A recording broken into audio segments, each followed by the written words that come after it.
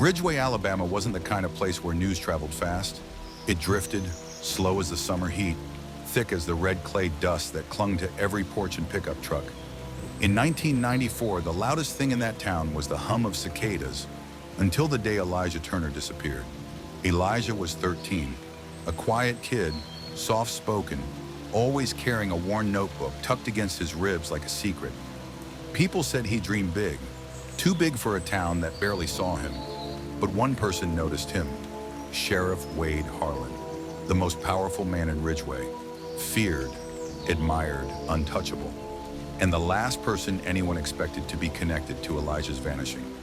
The morning Elijah didn't come home, his mother, Miss Lorraine, went straight to the sheriff's office.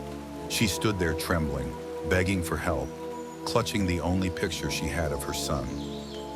Harlan didn't even stand up. He leaned back in his leather chair, boots crossed on his desk, eyes cold. "Boys like that run off all the time," he said. "Ain't much we can do until he comes back." Boys like that, poor, black, overlooked. Lorraine's pleas bounced off those office walls and hit the floor like they didn't matter. Within an hour, the sheriff closed the file, if you could even call it that.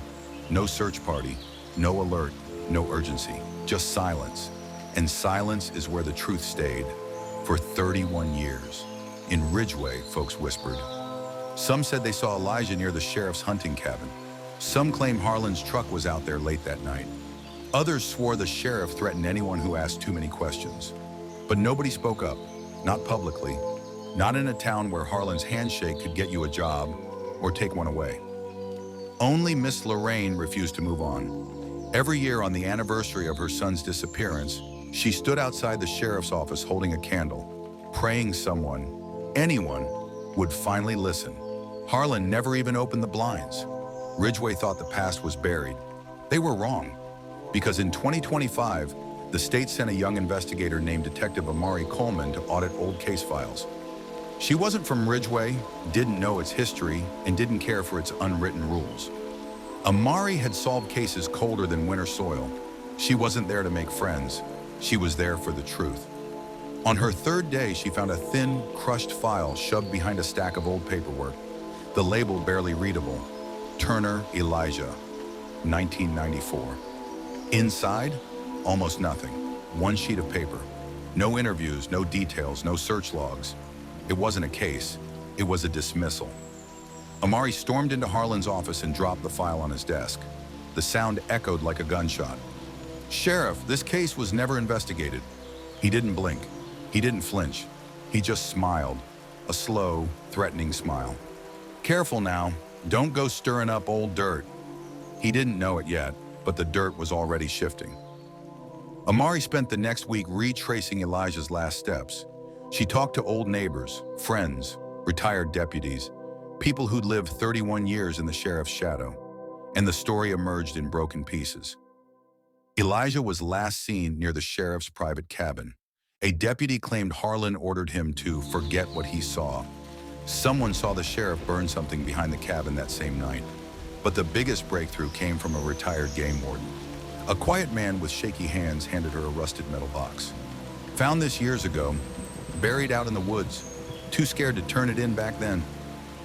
Inside the box was Elijah's notebook, the one he never went anywhere without. The pages inside were smeared, but one drawing struck Amari so hard she had to sit down. A crude figure of a man in a sheriff's hat, a smaller figure of a terrified boy, and under it, "Sheriff Harlan said I talk too much." Amari knew then, this wasn't going to be a cold case anymore. This was going to be a reckoning. When Amari presented everything to the Alabama Bureau of Investigation, the agency descended on Ridgeway like a storm. Search teams swept the forest. Deputies were questioned. People who'd been silent for decades suddenly found their voices. And then, the scanner crackled.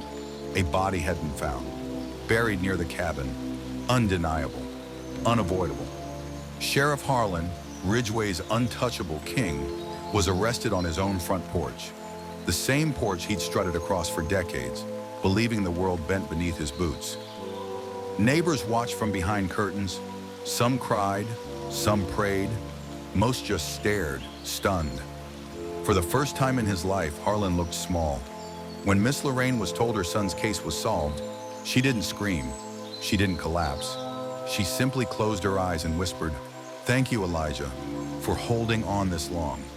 She held his old notebook to her chest, finally breathing like the weight of 31 years had lifted. Detective Amari stood quietly beside her. "Ma'am, you never stopped fighting." Lorraine shook her head. "No, Elijah didn't stop fighting. He waited for someone brave enough to hear him." Ridgeway, Alabama learned something the day Sheriff Harlan was taken away. Truth doesn't die just because someone powerful wants it buried. And silence isn't peace. It's pressure. Pressure that eventually cracks. Elijah Turner may have been quiet. He may have been overlooked. But in the end, he was the loudest voice in that town. Loud enough to bring justice. Loud enough to bring down a giant.